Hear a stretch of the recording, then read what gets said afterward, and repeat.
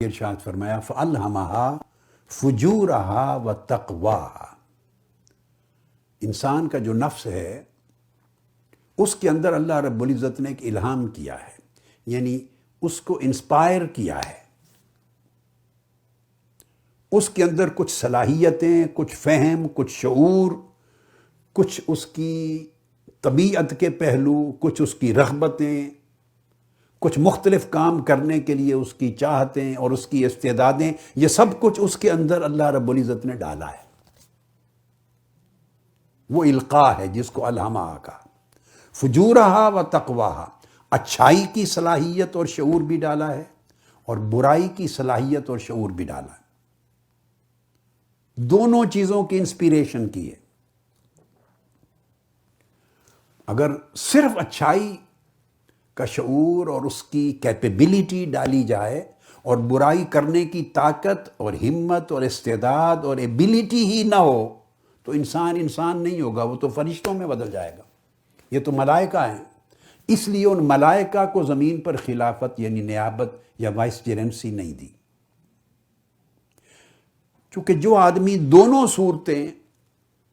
اپنے اندر نہ رکھتا ہو اس کا ٹیسٹ نہیں ہو سکتا۔ ٹیسٹ کا مطلب یہ ہوتا ہے کہ یہ پاس ہوتا ہے یا فیل ہوتا ہے، کتنے گریڈز لیتا ہے، کس پوزیشن میں جاتا ہے۔ تو اس کی سکسیس اور فیلئر دونوں کے چانسز ہوں گے تو ٹرائل بھی ہوگا، ٹیسٹ ہوگا، کامیابی اور ناکامی کا تعین ہوگا۔ جب یہ تعین ہوگا تو پھر آپ اس کو پرفیکٹ یا امپرفیکٹ کہیں گے، سکسیسفل کہیں گے، انسکسیسفل کہیں گے، پھر گریجولی آپ اس کے بارے میں ڈگریز دیں گے، اپنی فیصلے دیں گے۔ اور اگر فیل ہونے کا چانس ہی نہیں ہے تو ٹیسٹ نہ رہا۔ تو جب دونوں چیزیں ڈالی جاتی ہیں کسی کی صلاحیت میں اور دونوں میں ایک اعتدال اور توازن پیدا کیا جاتا ہے تو یہ امتحان گاہ ہے۔ یہاں پتہ چلتا ہے، اللہ رب العزت نے فرمایا لِيَبْلُوَكُمْ أَيُّكُمْ أَحْسَنُ عَمَلًا، پھر طے کیا جاتا ہے کہ کس کے عمل بہتر ہیں، کس کا کنڈکٹ بہتر ہے، کس کا بیہیویئر بہتر ہے، کس کے مورلز بہتر ہیں، کون کتنا نیک اور صالح اور کامیاب اور اچھا انسان ہے اور کون نہیں ہے۔ تو یہ فرمایا کہ یہ دونوں چیزیں دے کے قد افلح من زکاہا، پھر اس کو ٹرائل میں ڈالتے ہیں کہ وہ شخص سکسیسفل کامیاب ہو گیا جس نے اپنے نفس کو، سول کو پیوریفائی کر لیا،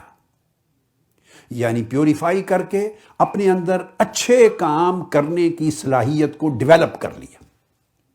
اچھائی کے ایسپیکٹ کو پاورفل کر دیا، اسٹرینگتھ دے دی۔ وَقَدْ خَابَ مَنْ دَسَّاهَا، اور وہ ناکام ہو گیا جس نے فسق اور فجور کو، گناہ کو، نافرمانی کو، برائی کو، ایول کو، ظلم کو، جھوٹ کو، برائی کا کوئی بھی پہلو ہو، اس کو اتنا طاقتور کر لیا کہ اچھائی کا ارتکاب کرنے کی صلاحیت دب گئی، وہ شخص برباد ہو گیا۔ یہ جو انسانی زندگی کے اندر نفسانی اور روحانی